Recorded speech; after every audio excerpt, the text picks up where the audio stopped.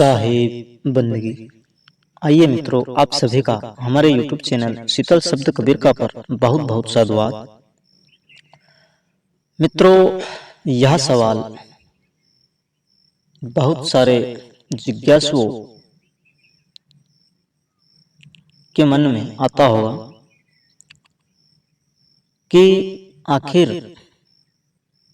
कबीर साहिब कौन थे, और फिर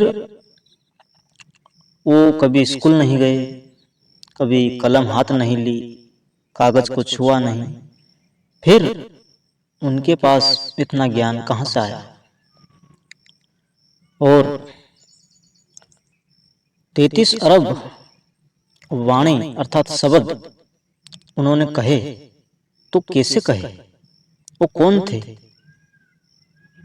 और उन्होंने किस प्रकार से अपने शरीर को त्यागा, यहाँ से गए तो किस विधि से गए। जी हाँ मित्रों, आज इसी टॉपिक पर हम चर्चा करने वाले हैं।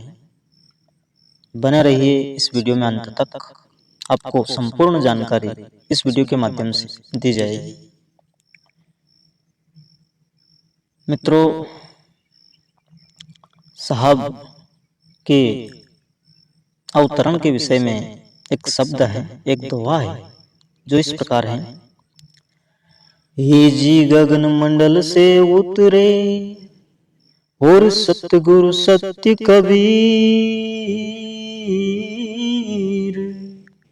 हर जल जमाए पौडन किया,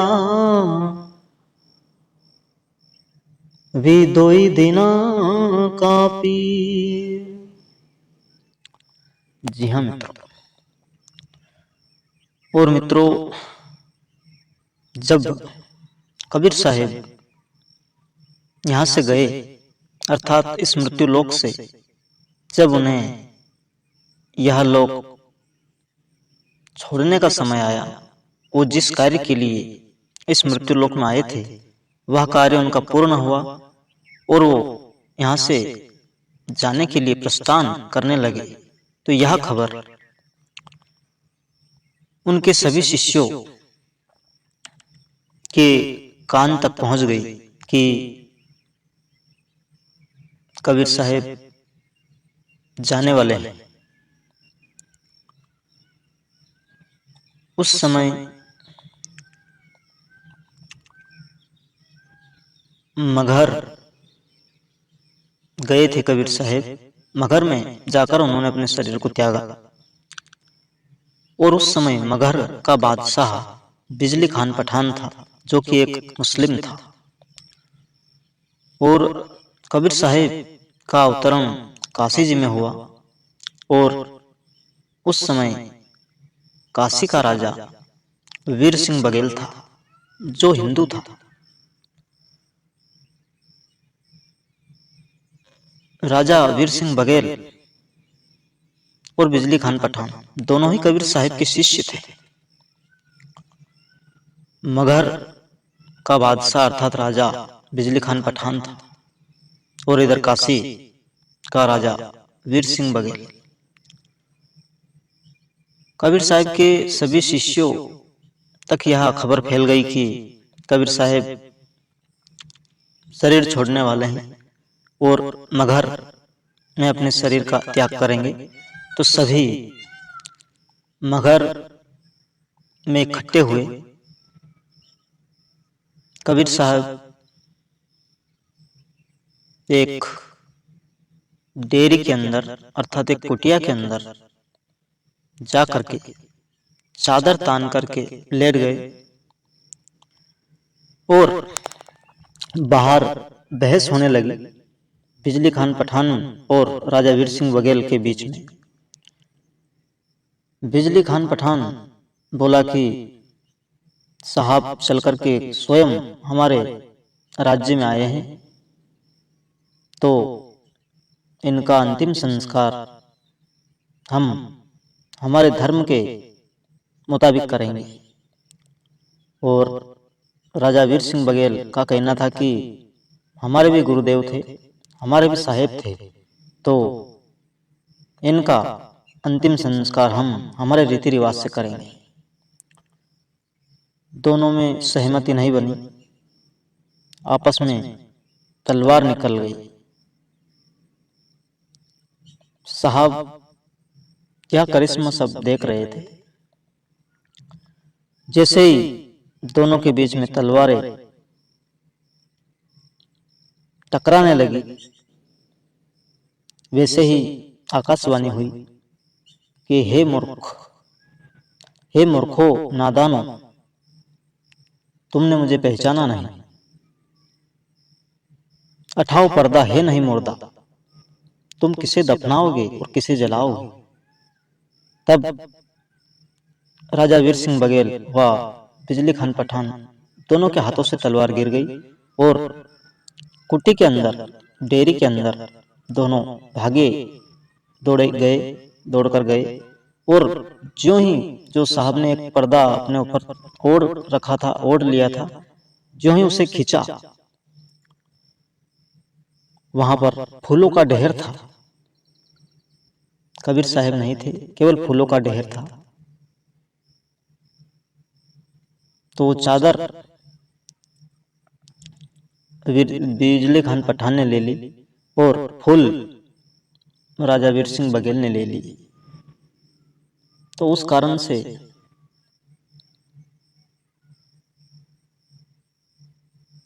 जो दोनों के मध्य युद्ध होने की संभावना थी, वह युद्ध टल गया और दोनों पुनः एक हो गए।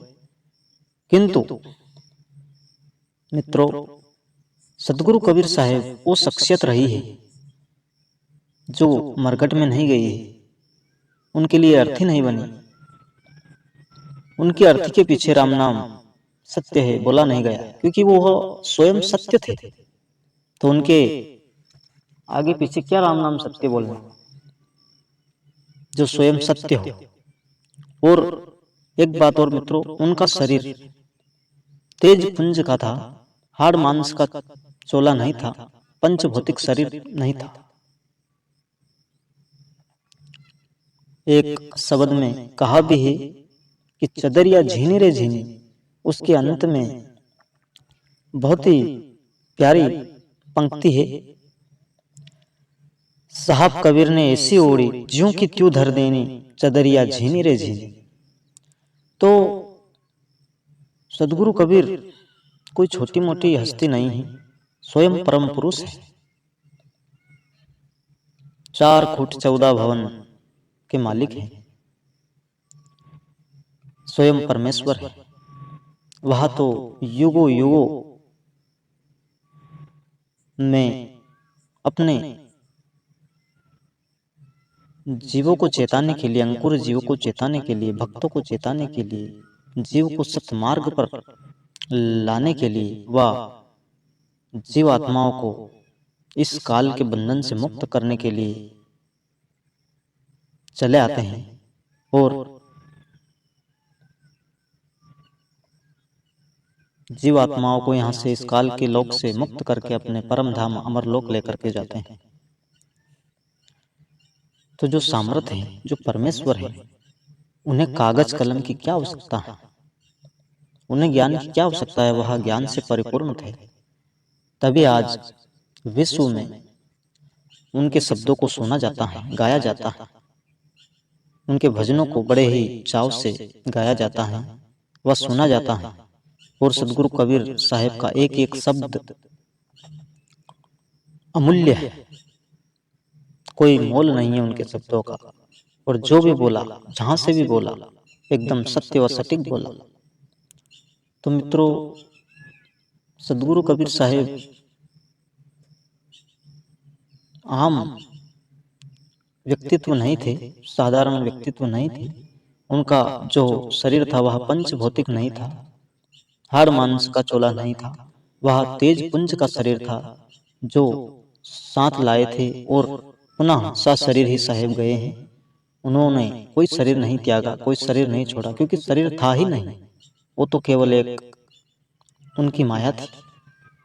तो मित्रों, इस वीडियो में बस इतना ही। यदि हमारे द्वारा प्रस्तुत यह वीडियो आपको पसंद आया हो, हमारे द्वारा दी गई जानकारी आपको सत्य लगी हो, तो कृपया चैनल को सब्सक्राइब करें, वीडियो को लाइक करें। साहिब बंदगी।